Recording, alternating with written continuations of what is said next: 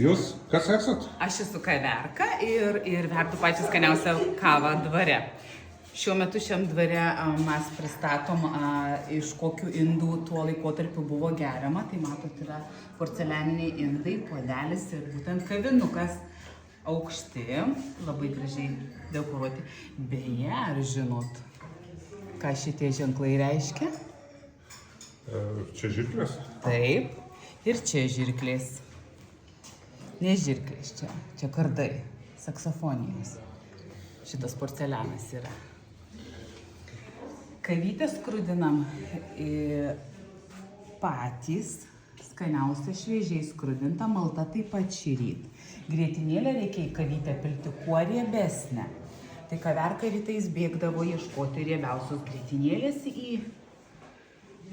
miestą, sidabriniai šaukšteliai, taip. Kavamalės pačios iš privačių šitų surinkta kolekcijų. Paskolino mums šitą grožį. Užkandai slyva. Slyva, ne figa? Ne, slyva. Duosiu paragauti. Ne tik taip? Taip. Jėzus, kaip gerai. Kokio skonio, kokie prieskoniai bajoriški. Kardamon, kas tas? Taip, taip, taip. Gvazdikėlė. O kaip likydavo pačią kavą? Žinot, kaverkos paslapčių visų neišduoda. Reikia atvykti, šitai yra visų pirmiausia, tai viskas turi būti daroma iš dūšios, iš širdies. Ir nuo to, kaip tu plikysi, skonis truputį skirsis, bet su kokia emocija ir energija tu tai darysi, nuo to ir priklauso kavos skonis. Ir kokioje aplinkoje gersi. Svarbiausia jaustis geriant kavą.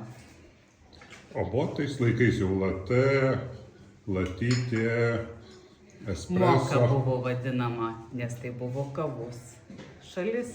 Tai tiesiog dar buvo tiesiog kava su grietinėle. O visos kavos buvo mokos, nes iš ten atplaukdavo. Ir būtent iš porcelianų indų. Tai ir dekoruota. Mes čia dar turim jau lietuviško, bet tais laikais dar lietuviškas jiesios jau šitas grietinukas. Nes be geros, kaip sakiau, riebios grietinėlės kavytė nebus skani. O jau šitai yra porcelianas, tikrųjų dekoras mėlynas, ištaigingas.